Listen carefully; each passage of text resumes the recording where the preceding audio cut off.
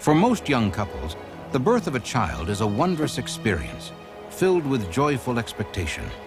For John and Mary Sanders, the news that Mary was expecting was cause for more than the usual excitement. Due to complications after the birth of her daughter Anne, Mary was informed that having more children would be very risky. The young couple was considering adoption when they learned that Mary was expecting. In spite of the risks, however, Mary was determined to see it through. For her, there was no alternative but to give her child every chance for life. See your sister here. Hi, honey. There's your new sister. Against all odds, John and Mary were blessed with a beautiful, healthy baby girl. I'll give you a present. Oh, isn't that sweet? And from the very first day, Anne and her little sister were as close as two sisters could be.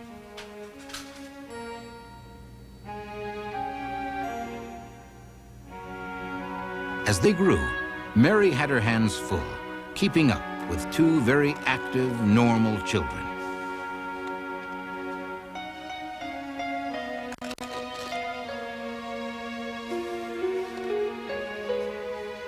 John and Mary loved their daughters both, of course, but always in the back of their minds, they felt there was something rather special about their youngest.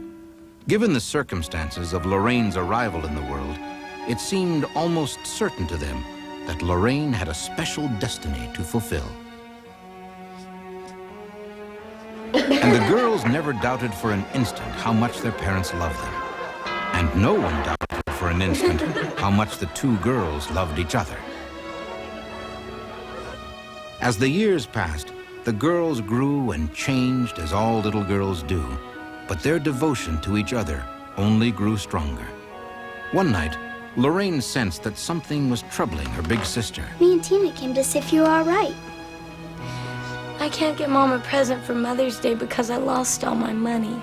Well, I got some money. I'll give it to you. Really?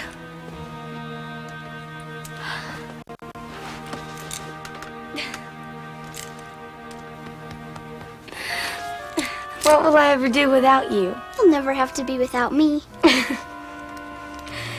So, we can split the money. How much do you think's in here? Probably about $15 or $16. We can definitely get her some flowers and a box of chocolates. Some months later, Lorraine developed mysterious symptoms, the signs of an illness none of the Sanders family had ever encountered How's she doing? before. Not good. Her temp is still really high. We better call the doctor. Like most kids, Lorraine had had her share of bouts with colds and the flu. But after 2 days of fever, Mary suspected that this was not a routine illness.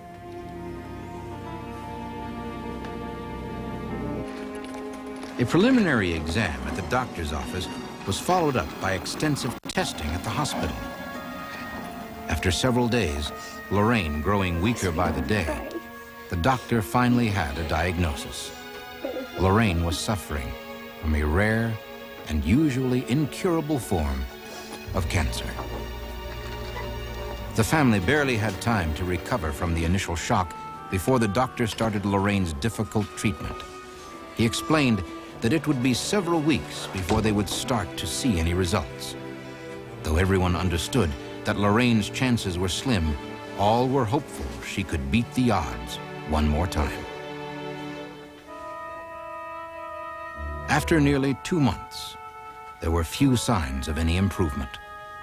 The most hopeful sign was that Lorraine's spirit was still strong. Yes. Tina's tired of hospital food. Keep her for me till I come home.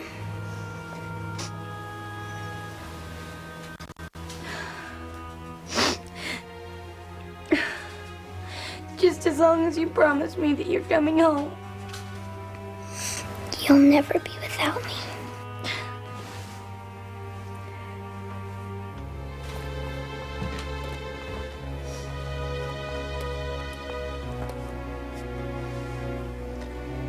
Poor kid, she's got to get some rest. So do we. Come on.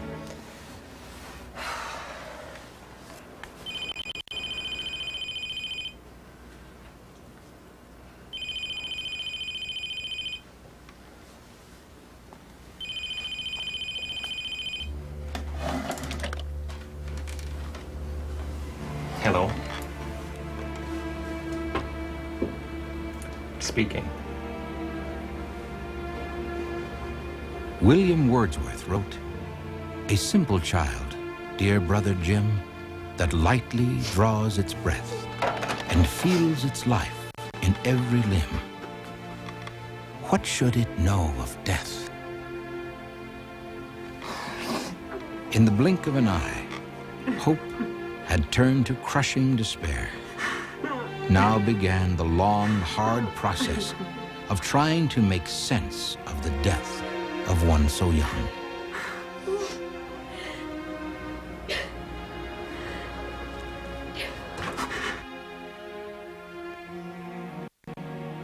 Anne was inconsolable. It was as if her own spirit had left with Lorraine's passing away.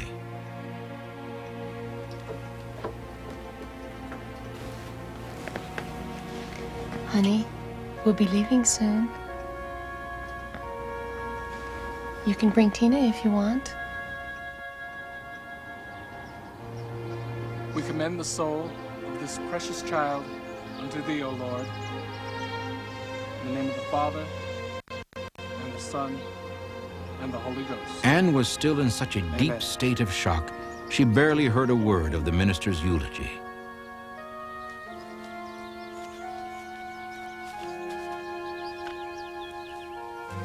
Deep inside, she wanted to cry out, but she was still paralyzed by how unreal it all seemed. She was desperate for some sign that this was all just a bad dream, that she would soon awake to the sweet sound of her little sister's laughter.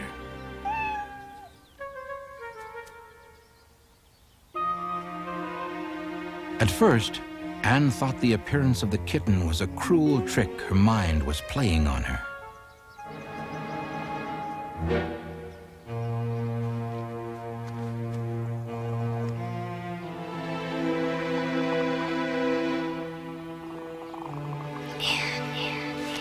Tina's tired of hospital food.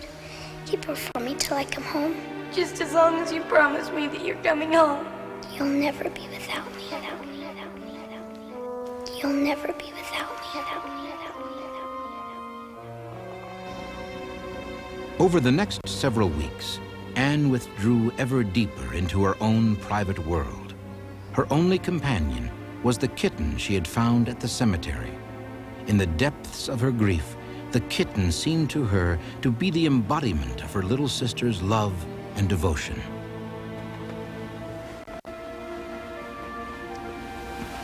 Honey, how do you think Lorraine would feel if she knew that when she died, you stopped living too?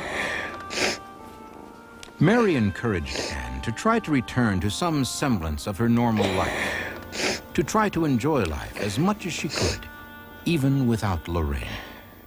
So are you ready to choose your free gift? Okay, what are my choices? Well, I got your favorite. Only here a few now. days later, the perfect opportunity arose for Anne to make some new friends. A local youth group invited Anne to join them for a softball game, followed by a pizza dinner. Got your ID? Money? Yep. Where? Right. Yep. That's it. Bye. Be careful. Let me just... We'll take good care of her while you're gone. Okay. Okay. Happy that their daughter seemed ready to make new friends, Hey, don't be late. John and Mary watched her go off on her way. Before very long, Anne would begin to feel liked and accepted by her new friends. But first, she would have to survive a disaster from which only a miracle could save her. Hello? Mr. Sanders? We found your daughter's ID at the scene of an automobile accident. Where? We'll be right there.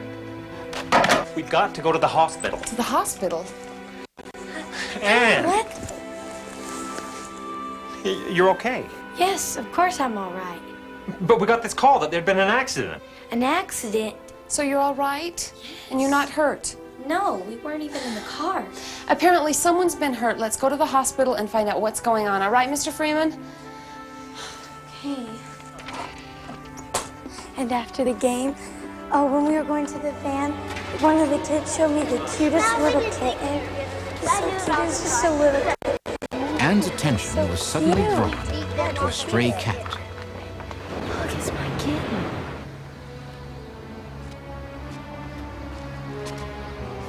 The cat's sudden appearance reminded her of the kitten that had appeared at her sister's funeral, the kitten that had since become her constant companion.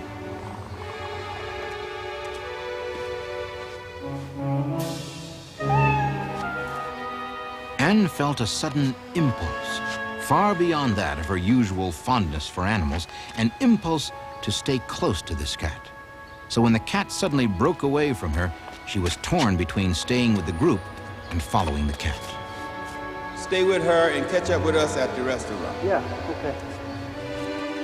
But honey, it couldn't have been your kitten. She was in the house all the time. Mr. Harding. Hi. You okay? Okay, we just got banged up a bit. Someone ran a red light and plowed right into us. When we found your ID among the wreckage, we thought for sure you'd been one of the injured, especially when we found out where you'd been seated. The police officer told Anne that the seat where she had been sitting was the collision's point of impact. Anyone sitting in that seat would surely have been killed. Only her insistence on following the little stray cat had come between her and a painful death. Anne was confident that in some way her little sister had once again shown that she was keeping her promise to never leave Anne's side, no matter what. Young Anne Sanders knew that her sister had once again extended her love and devotion, even from beyond the grave, and that once again, that love had made itself known through a seemingly unlikely vessel. Tina's tired of hospital. On the journey through her grief and sorrow, Anne Sanders understood that she had passed through the land of miracles and other wonders. You'll never be without me.